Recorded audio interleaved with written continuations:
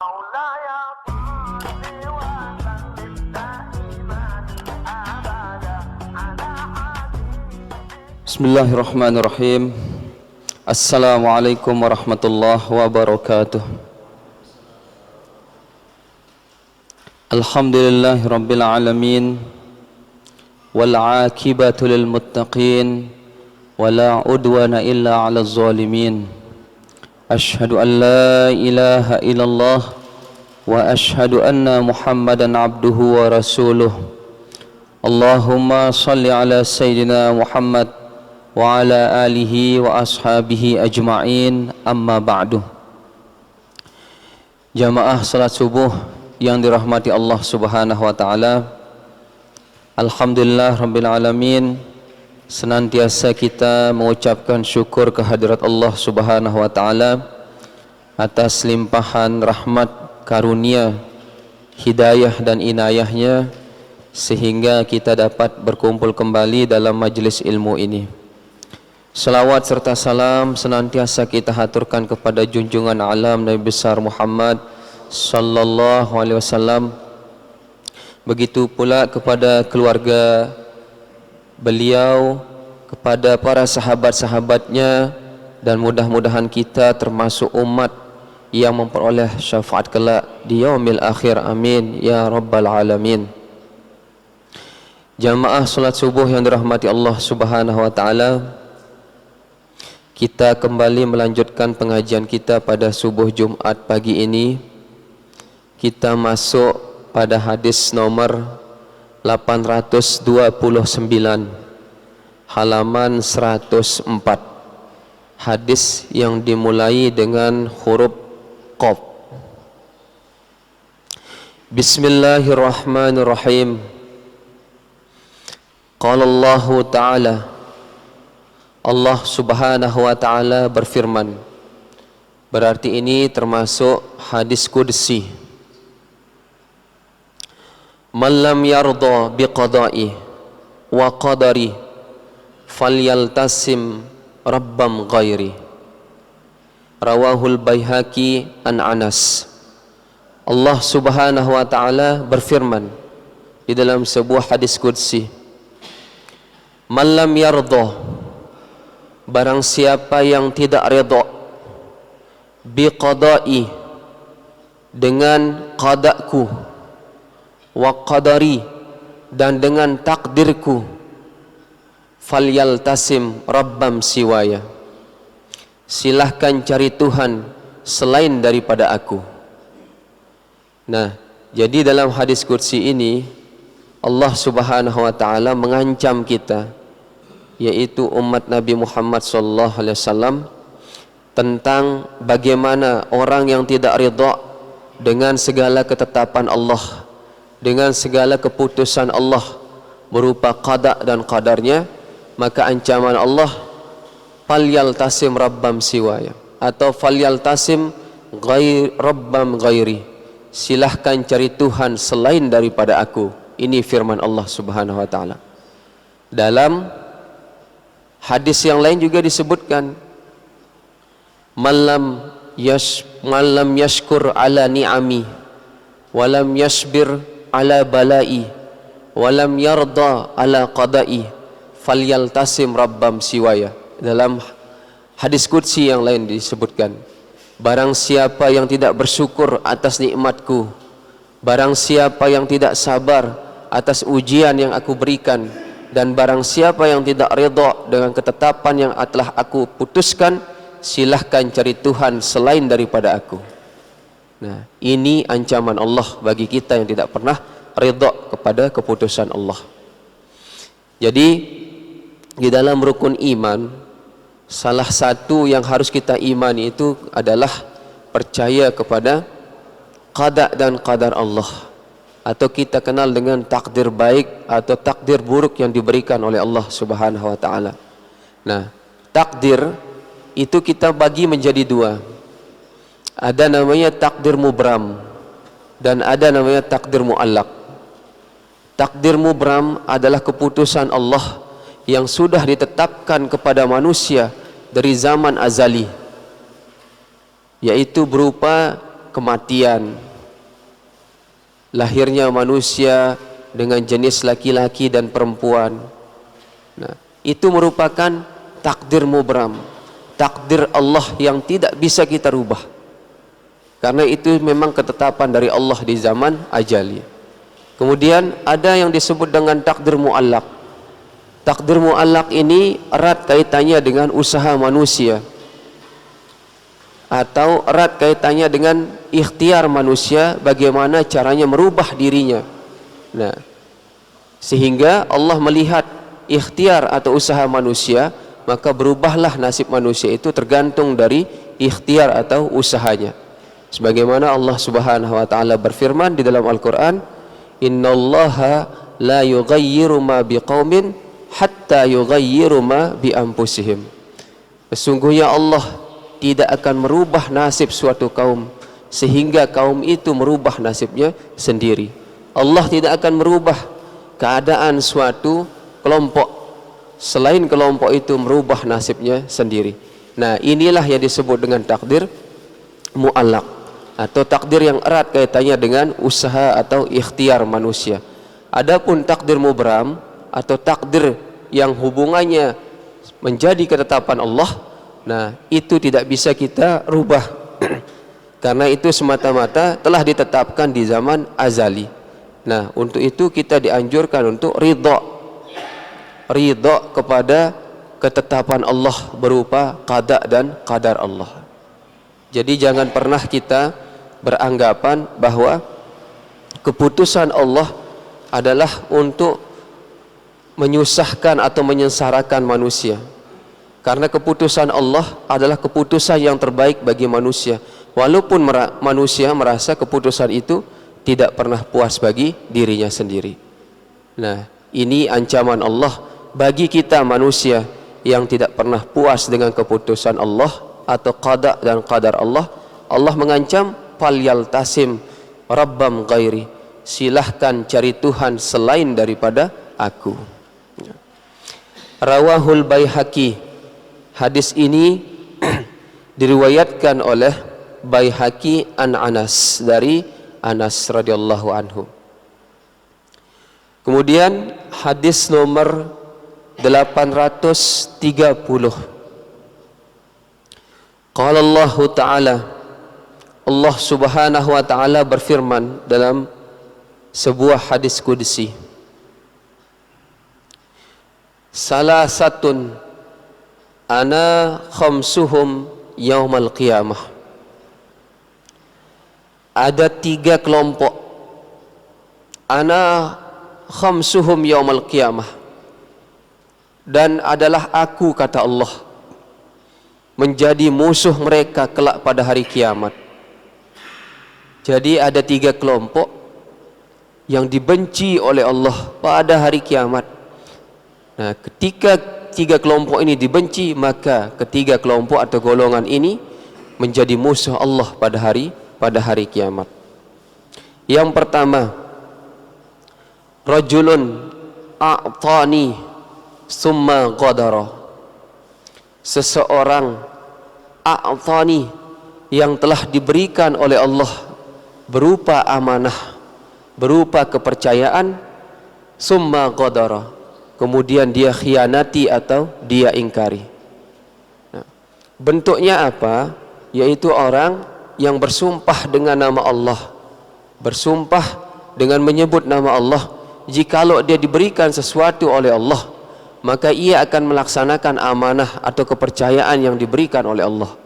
Nah, ketika amanah atau kepercayaan itu datang kepada diri seseorang itu, summa ghadara, maka ia mengingkari, padahal dia sudah menjual nama Allah dengan bersumpah seandainya diberikan amanah. Nah, ini kelompok yang pertama yang menjadi musuh Allah kelak pada hari kiamat. Maka berhati-hatilah kita ketika kita diberikan amanah oleh Allah, baik itu berupa pangkat jabatan, kemudian ketika amanah itu Allah berikan, kita ingkari atau kita khianati dari apa yang telah kita ucapkan dari lisan kita. Ini bahayanya. Jadi kelompok ini termasuk kelompok yang akan menjadi musuh Allah kelak pada hari kiamat. Di dalam sebuah hadis yang lain disebutkan bagi orang yang tidak amanah, yaitu bersumpah dengan nama Allah kemudian dia mengingkari. Di dalam sebuah hadis yang lain Rasulullah sallallahu alaihi wasallam bersabda,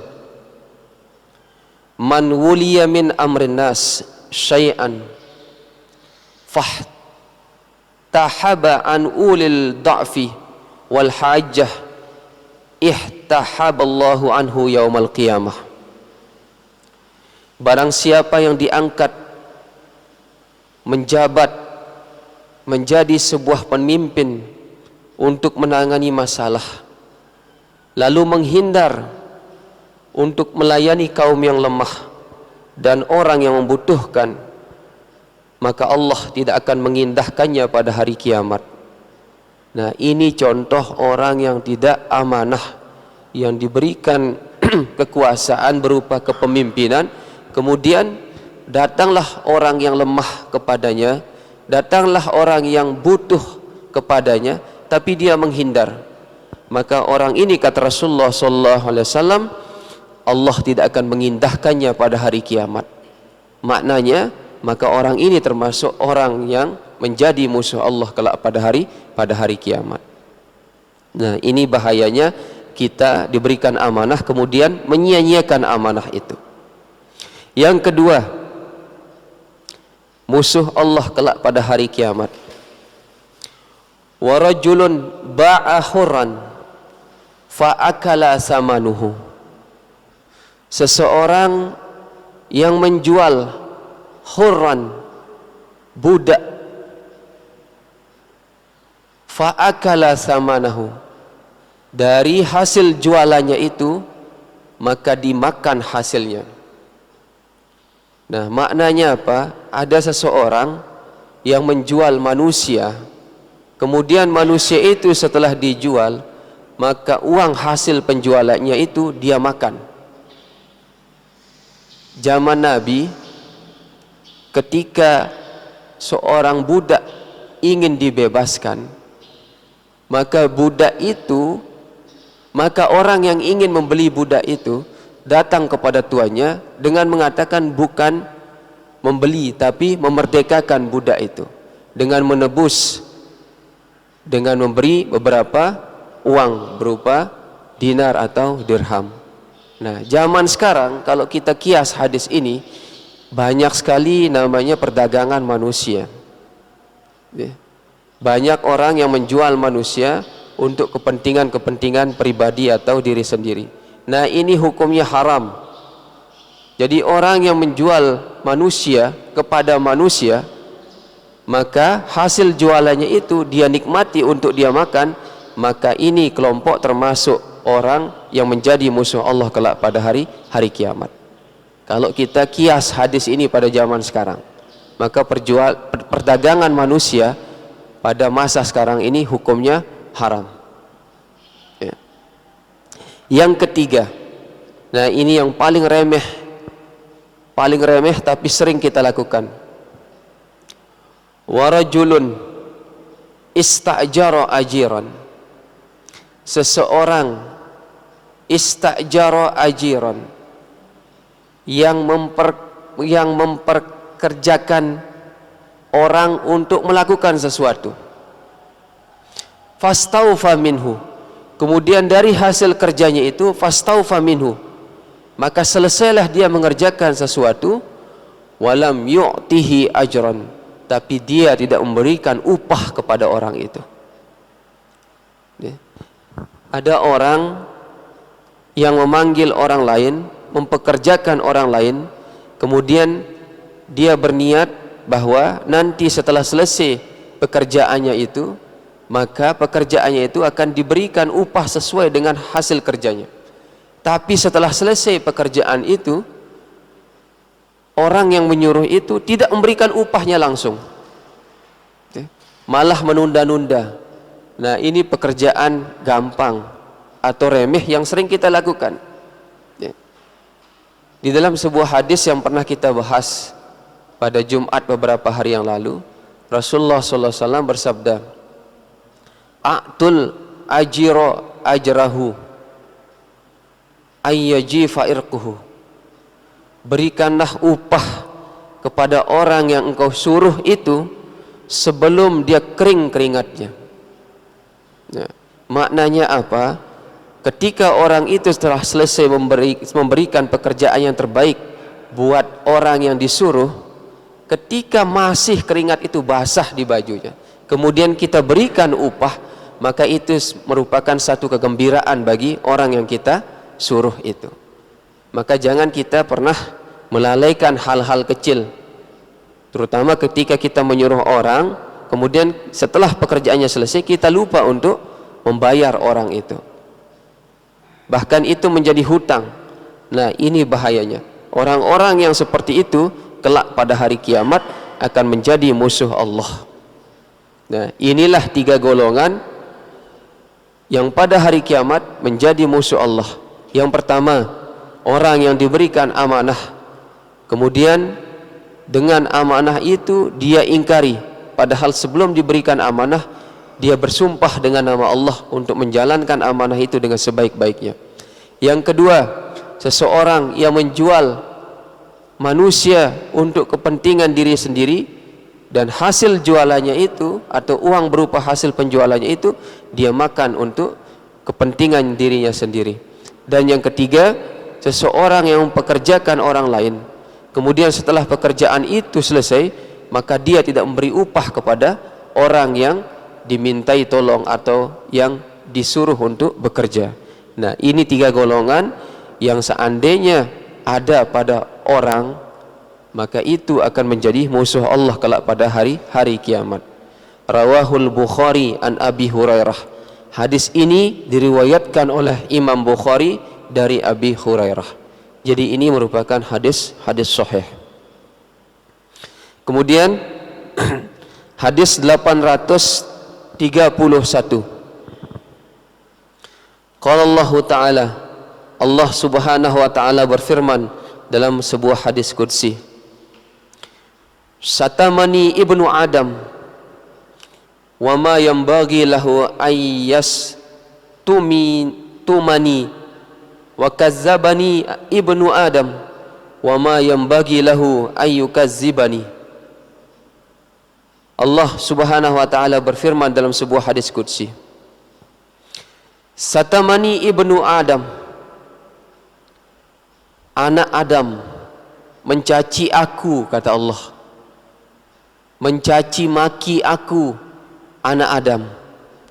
Wa ma yanbaghi lahu, maka tiadalah selayaknya bagi anak Adam itu ayyus tumani, bahwasanya dia mencaci maki aku. Anak Adam pada zaman sekarang ini banyak sekali mencaci maki aku, kata Allah. Maka tidak selayaknya aku sebagai Tuhan yang Maha Suci ini untuk dicaci maki. Tidak selayaknya Allah itu untuk dicaci maki. Wa kazzabani ibnu Adam, dan anak Adam telah mendustakan aku. Wa ma yanbaghi, maka tiadalah selayaknya lahu, bagi anak Adam itu, ayyukazzibani, bahwasanya dia mendustakan aku. Jadi ada 2 bentuk yang sering kita lakukan umat akhir zaman ini. Yang pertama, mencaci maki Allah secara tidak langsung. Yang kedua, mendustakan Allah secara tidak langsung. Kemudian Allah Subhanahu wa taala melanjutkan firman-Nya dalam sebuah hadis qudsi, "Amma satmuhu iyaya," adapun caci maki anak Adam itu kepadaku, faqauluhu, maka anak Adam itu berkata, "Innali waladan," sesungguhnya aku ini waladan, memiliki anak. Wa anallahu al-ahadus samad, dan bermula aku adalah Allah al-ahadus samad, yang tempat manusia itu bergantung. Lam alid, tidaklah aku beranak. Walam ulat, dan tidaklah aku diperanakkan. Walam yakulli kufuwan ahad, dan tidaklah ada bagiku yang setara sesuatu apapun. Nah, ini maknanya apa? Banyak di akhir zaman ini orang yang telah diberikan hidayah oleh Allah, kemudian dia musyrik atau dia berpindah agama dengan cara mensekutukan Allah, mengatakan bahwa Allah itu beranak, padahal Allah itu tidak beranak dan tidak diperanakkan, dan tidak ada satu pun yang setara dengan Allah Subhanahu wa taala. Nah, ini bentuk caci maki manusia kepada Allah, yaitu dengan menduakan Allah atau mencari Tuhan selain daripada Allah Subhanahu wa taala. Nah, ini bentuk caci maki manusia kepada Allah Subhanahu wa taala, yaitu perbuatan syirik kepada Allah Subhanahu wa taala. Selanjutnya, wa amma takzibuhu, dan adapun kedustaannya, dan adapun bentuk dustanya ibnu Adam, yaitu anak Adam kepada Allah, faqauluhu, maka dia berkata, laisa yu'iduni kama bada'ani, tiadalah dia Allah itu yu'iduni, mengembalikan aku, artinya menghidupkan kita setelah mati kita, kama bada'ani, sebagaimana dia menghidupkan kita waktu kita dilahirkan. Nah, ini bentuk kedustaan kita manusia, mengatakan bahwa tidak mungkin Allah itu akan membangkitkan kita setelah kita mati, karena setelah kita mati dari dunia ini selesai urusan kita. Padahal awal dari kehidupan itu adalah setelah kita meninggalkan dunia ini, yaitu awal kehidupan ketika kita berada di alam barzah. Itu awal kehidupan. Ya. Kemudian dibangkitkan kita, digiring ke mahsyar. Setelah di mahsyar melewati syirat. Nah, itulah sebenarnya awal kehidupan, dan nanti akhir perjalanan kita, apakah kita masuk ke dalam surga ataukah kita masuk ke dalam neraka. Nah, itu akhir dari sebuah kehidupan. Nah, ini manusia mengingkari, mendustakan Allah dengan berkata, laisa yu'iduni, tiadalah Allah itu mengembalikan aku, artinya menghidupkan aku setelah mati aku, kama bada'ani, sebagaimana aku diciptakan dulu waktu aku dilahirkan. Kemudian walaisa awwalul khalqi, maka tiadalah awal penciptaan manusia, maka tiadalah awal penciptaan manusia itu bi ahwana alayya, itu lebih mudah bagi aku, kata Allah, min i'adatihi, daripada aku mengembalikan dia, artinya membangkitkan manusia dari alam kubur setelah dia mati. Nah, ini janji Allah. Bukankah aku menciptakan itu sangat gampang sekali? Apalagi aku membangkitkan, kata Allah dalam hadis qudsinya. Itu lebih gampang sekali. Ya. Kalau kita perhatikan kan proses penciptaan manusia, dari setetes nutfah, kemudian dari nutfah itu menjadi segumpal darah menjadi segumpal daging. Nah, dengan daging itu maka terbentuklah seluruh anggota tubuh manusia. Nah, itu kan prosesnya panjang. Makanya Allah Subhanahu wa taala berfirman dalam hadis qudsi ini, di awal penciptaan itu saja gampang bagi aku, apalagi ketika aku membangkitkan manusia dari alam kubur setelah matinya. Nah, ini bentuk kurangnya kita bertauhid kepada Allah, kurangnya kita mempercayai tentang keputusan Allah, bahwa segala sesuatu bagi Allah itu gampang. Cukup dengan kalimat kun fayakun saja, maka semuanya jadi. Jikalau Allah ingin menjadikan manusia, gampang. Jikalau Allah ingin membangkitkan manusia dari alam kubur, nah, mudah.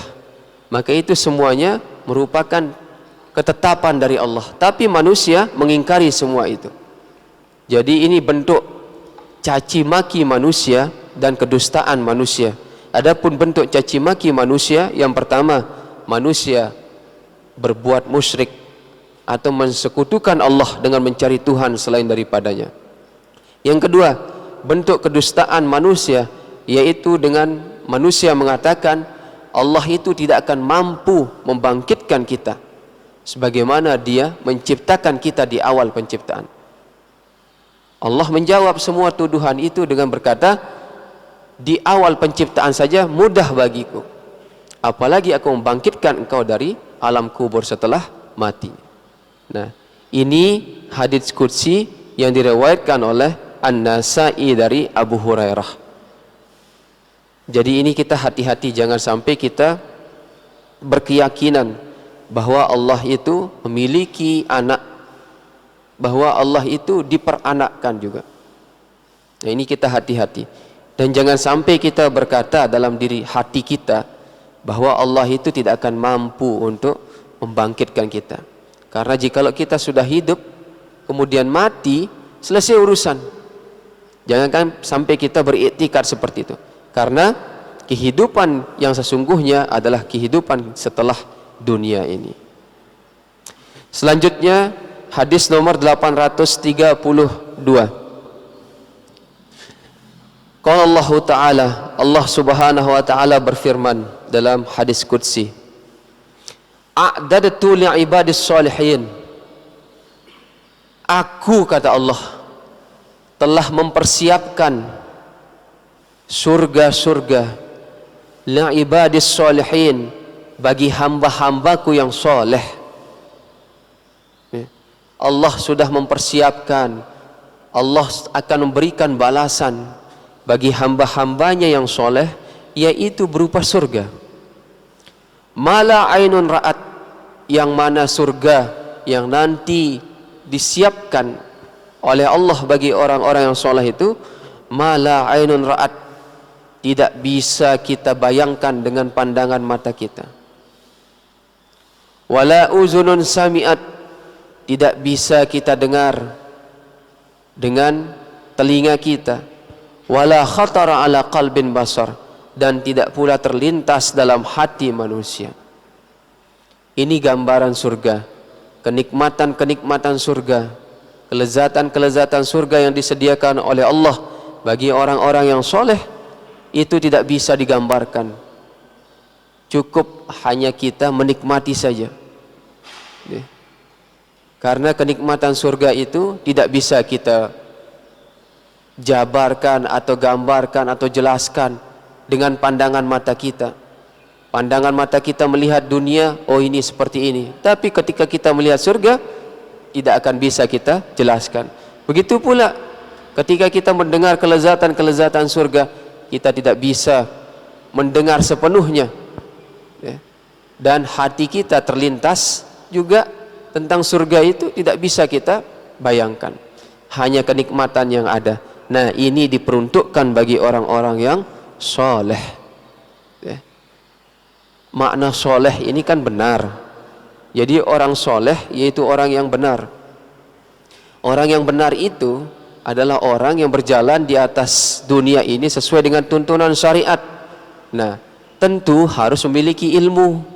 Makanya orang yang alim, orang yang soleh harus bergandeng dengan orang alim dalam dirinya atau sifatnya. Karena orang soleh tidak mungkin menjadi soleh kalau tidak memiliki ilmu. Kecuali orang-orang yang telah diberikan kelebihan oleh Allah, ya, yang berupa ma'unah atau irhas, atau Nabi SAW diberikan mukjizat, ya, yang mana dia terlahir dalam keadaan ummi, tidak bisa apa-apa, tidak bisa membaca dan tidak bisa menulis, tapi Allah memberikan kelebihan. Nah, sedangkan kita, orang-orang yang diberikan kelebihan oleh Allah berupa semangat untuk menuntut ilmu, jangan sampai kita malas untuk menuntut ilmu. Karena jalan kita untuk menjadi orang soleh yaitu dengan cara kita menuntut ilmu. Rawahu Ibnu Majah an Abi Hurairah. Hadis ini diriwayatkan oleh Ibnu Majah dari Abu Hurairah. Kemudian hadis nomor 833.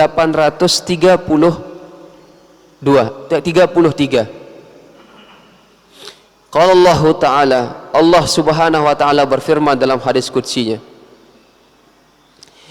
Iza hamma abdi bihasanatin, apabila berniat abdi, hambaku, bihasanatin, untuk melakukan satu kebaikan, walam ya'malha, kemudian dia tidak melakukan kebaikan itu, kata betuha lahu hasanah, maka aku mencatat baginya satu kebaikan.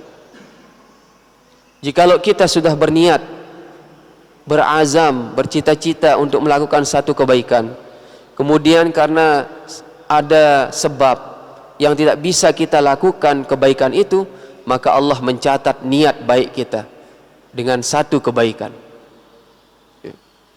Fa in amilaha, maka jikalau niat yang sudah ada dalam hatinya dia kerjakan berupa kebaikan itu, kata betuha lahu asra hasanat, maka Allah akan mencatatnya dengan 10 kebaikan. Jadi satu kebaikan yang kita lakukan, sudah berniat dalam hati, maka Allah akan mencatat dengan 10 kebaikan. Nah, ini kelebihan yang diberikan Allah kepada kita, umat Nabi Muhammad SAW.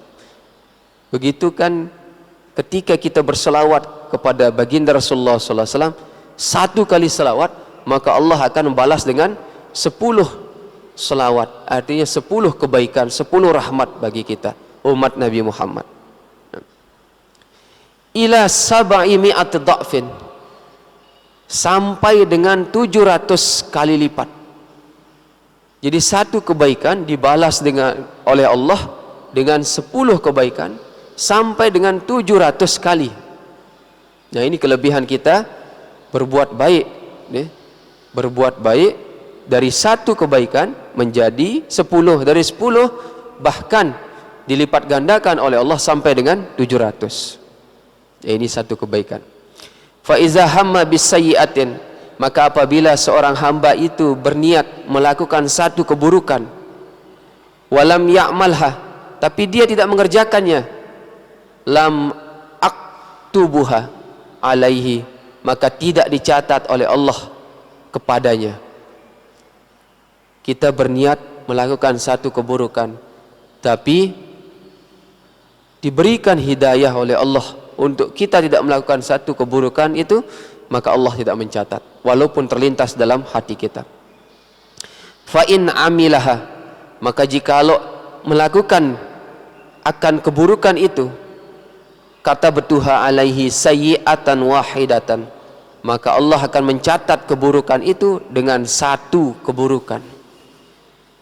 Nah, ini bedanya jikalau kita mengerjakan kebaikan dengan keburukan. Niat buruk tapi tidak kita lakukan, maka Allah akan mencatat dengan satu keburukan. Tapi niat baik tidak dilakukan, Allah mencatat dengan satu kebaikan. Tapi jikalau dilakukan, Allah akan mencatatnya dengan 10 kebaikan, bahkan sampai dengan 700 lipat.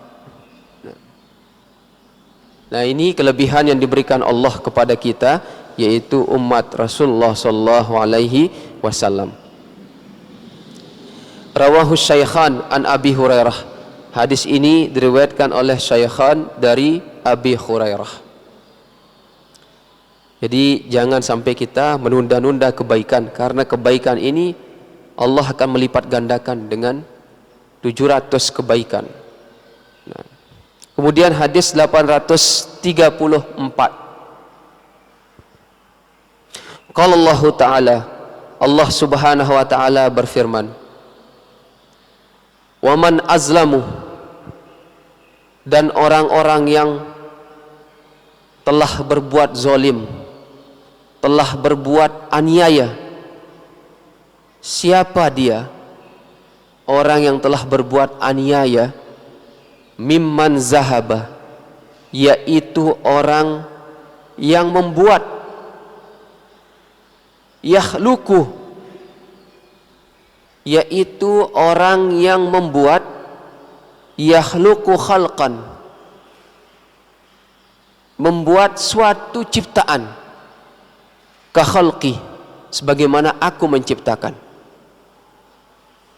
Jadi orang zalim, firman Allah dalam hadis qudsi ini, yaitu orang yang membuat sesuatu seperti yang aku ciptakan.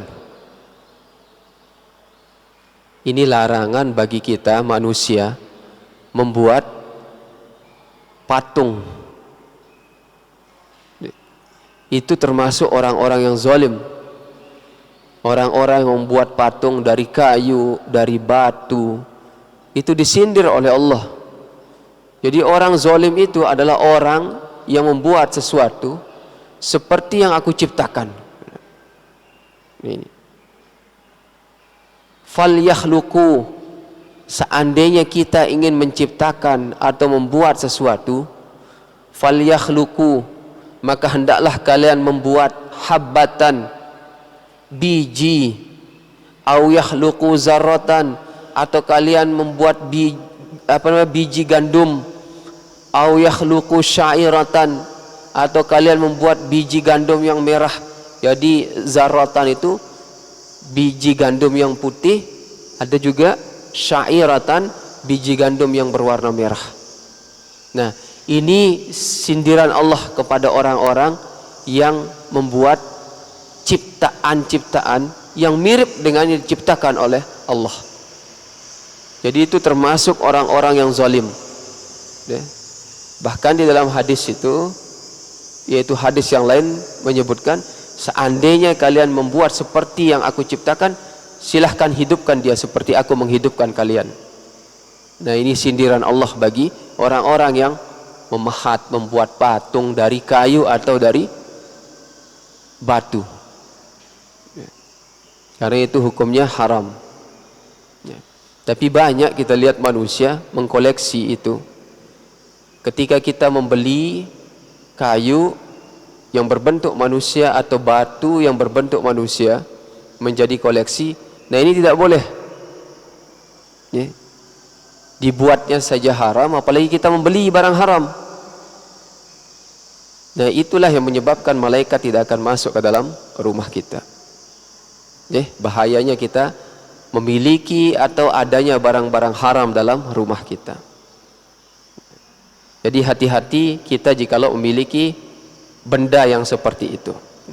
Rawahul Bukhari wa Muslim, ini hadis sahih yang diriwayatkan oleh Imam Bukhari dan Imam Muslim, an Abi Hurairah, dari Abu Hurairah radhiyallahu anhu. Kemudian hadis 835, ini hadis qudsi yang sangat panjang.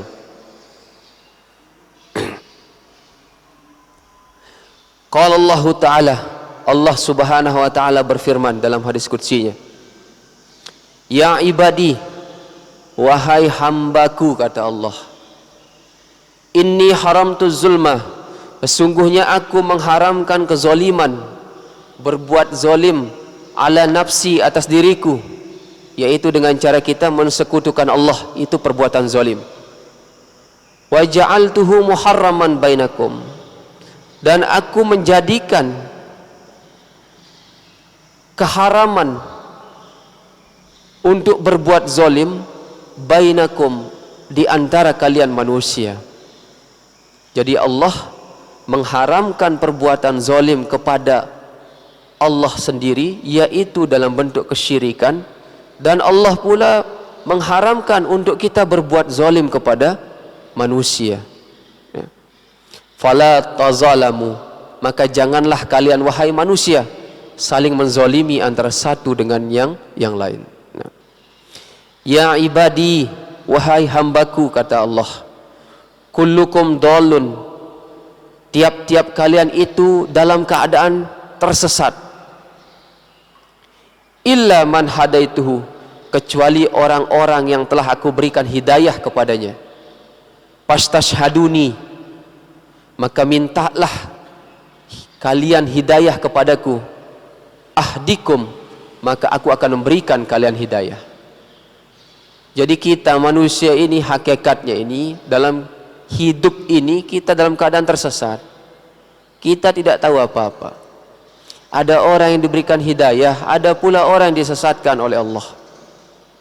Maka bersyukurlah kita diberikan hidayah oleh Allah berupa agama ini, berupa agama Islam, berupa syariat, sehingga kita tahu mana yang hak dan mana yang batil. Ya ibadi, wahai hambaku, kullukum ja'iun, tiap-tiap kalian itu ja'iun, dalam keadaan lapar. Illa man at'amhu, illa man at'amtuhu, kecuali orang-orang yang telah aku berikan makan akan dia. Fastat'imuni, maka mintalah kalian makan kepadaku, kata Allah. Ut'imkum, maka aku akan berikan kalian. Jadi maknanya di sini, kalau makan diartikan, kalau lapar diartikan secara zahir, tentu isi perut.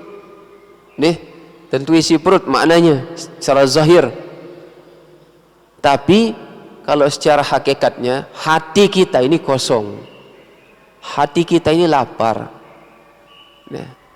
Maka yang dibutuhkan oleh hati kita ini adalah banyak-banyak kita berzikir kepada Allah. Nah, itulah yang dapat mengenyangkan jiwa kita. Sesungguhnya kalian ini dalam keadaan lapar, firman Allah dalam hadis qudsinya. Kemudian aku memberikan kalian makan. Sungguhnya hati kita ini kosong, tidak berisi apa-apa. Maka kita isi dia, kita kenyangkan hati kita ini dengan banyak-banyak kita berzikir kepada Allah Subhanahu wa ta'ala. Minta kepada Allah, maka Allah akan berikan kita. Kemudian, ya ibadi, wahai hambaku, firman Allah, kullukum arin, tiap-tiap kalian itu dalam keadaan telanjang. Illa man kasautuhu, kecuali orang yang telah aku berikan pakaian akan dia. Pastaksuni, maka mintalah kalian kepadaku pakaian.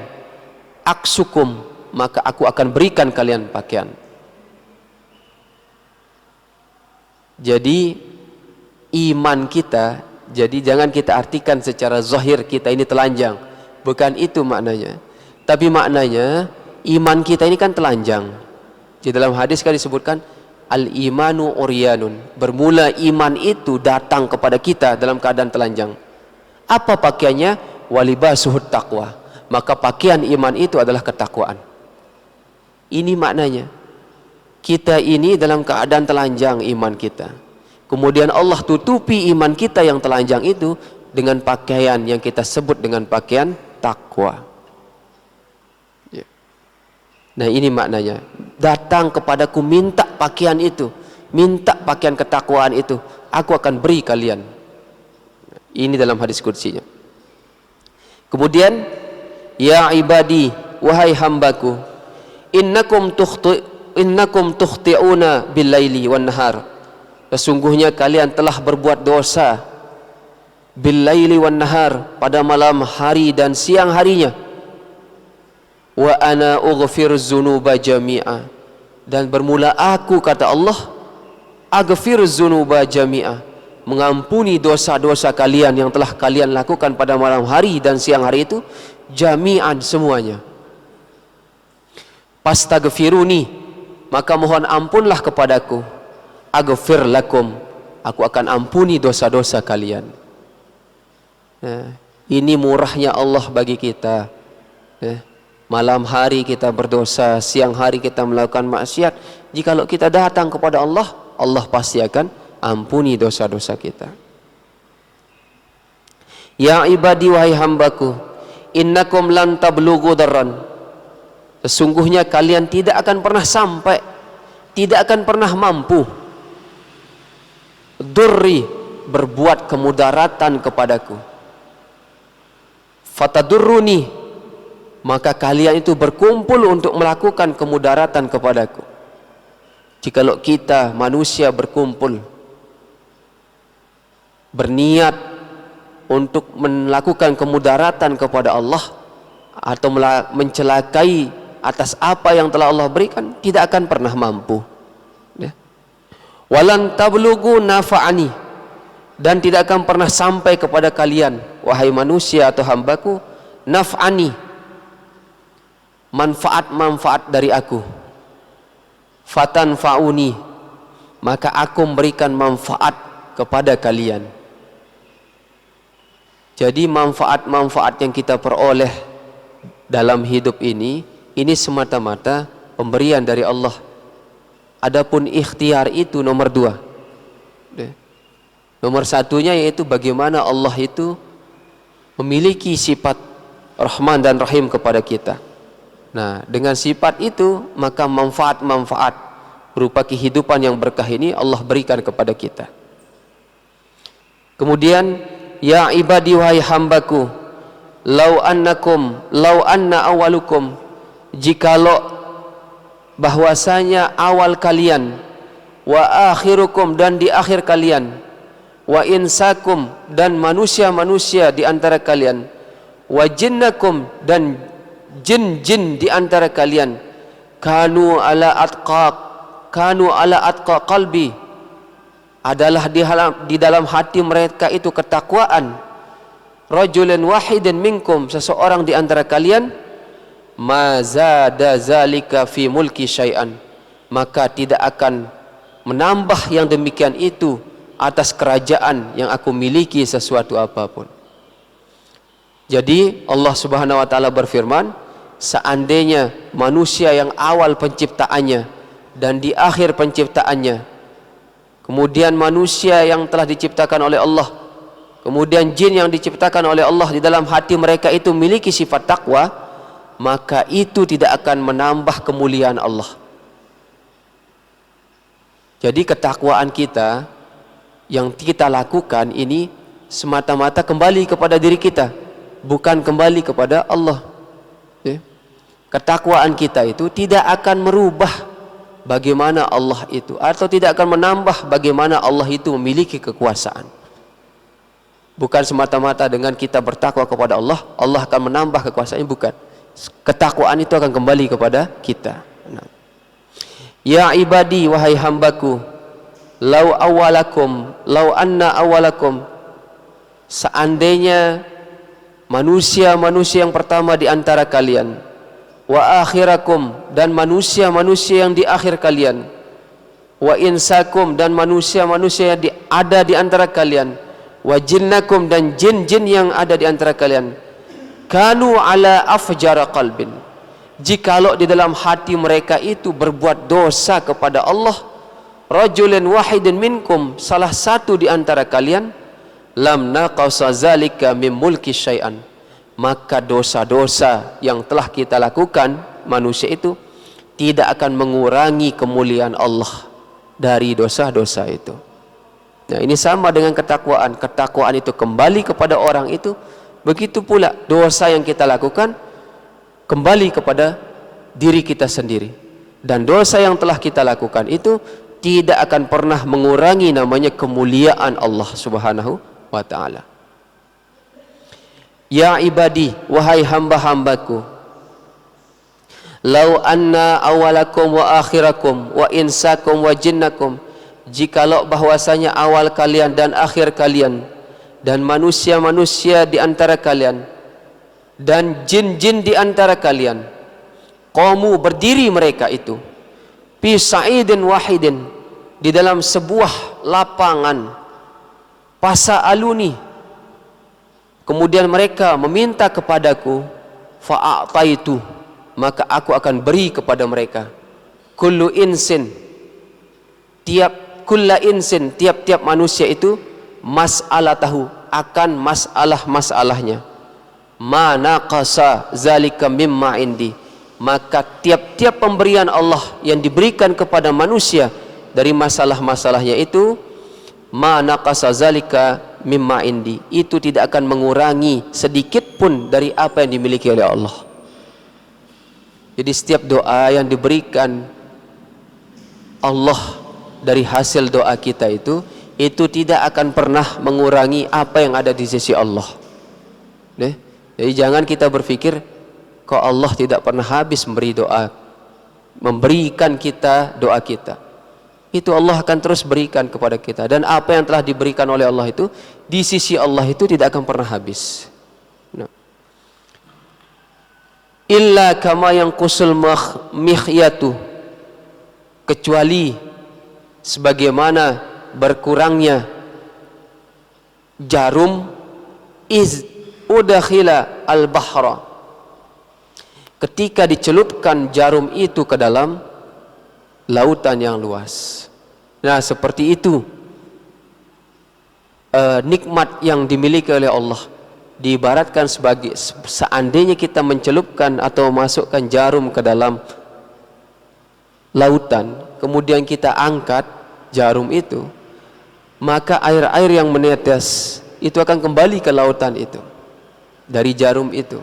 Seperti itu nikmat Allah, tidak akan pernah habis, terus walaupun dimasuki oleh banyak jarum di dalam lautan.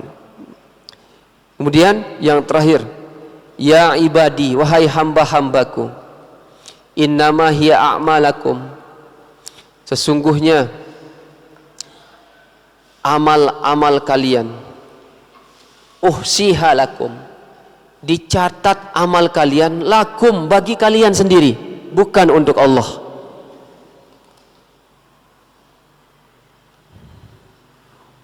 Wafiyakum iyaha, dan kelak amal kalian yang telah kalian lakukan di atas dunia ini, wafiyakum iyaha, kelak akan dijelaskan pada hari kiamat, akan diperlihatkan kepada kita pada hari kiamat. Paman wajada khairan, maka barang siapa yang mendapati kebaikan dari amalnya itu, yang ketika nanti diperlihatkan pada hari akhir, falyahmidallaha, maka hendaklah dia memuji akan Allah Subhanahu wa taala. Waman wajada, kemudian barang siapa yang mendapati ghaira zalika, amalnya itu hanya amal buruk saja, fala yalumanna, maka tiadalah ia mencela Allah, illa nafsahu, kecuali dia mencela dirinya sendiri. Jadi jangan sekali-kali kelak pada hari kiamat Allah berikan catatan amal ibadah kita yang kita lakukan di atas dunia ini berupa amal buruk itu, kemudian kita cela Allah, padahal itu semua kembali kepada kita manusia. Jadi barang siapa yang mendapati kelak amal kebaikannya di akhir, yaitu di hari kiamat, berupa amal baik lebih banyak daripada amal buruknya, firman Allah dalam hadis qudsinya, falyahmidallah, hendaklah dia memuji Allah Subhanahu wa taala. Akan tetapi barang siapa yang mendapati catatan amal buruknya lebih banyak daripada amal baiknya, jangan sekali-kali dia mencela Allah, tapi hendaklah dia mencela dirinya sendiri yang lupa akan amanah yang diberikan oleh Allah kepada dirinya sendiri waktu di dunia. Nah, ini hadis qudsi yang menunjukkan bahwa Allah itu maha kuasa atas segala sesuatu, dan Allah itu tidak pernah butuh kepada makhluk, tapi makhluklah yang butuh kepada Allah Subhanahu wa taala. Rawahu Muslim, hadis ini diriwayatkan oleh Imam Muslim. Ini hadis sahih.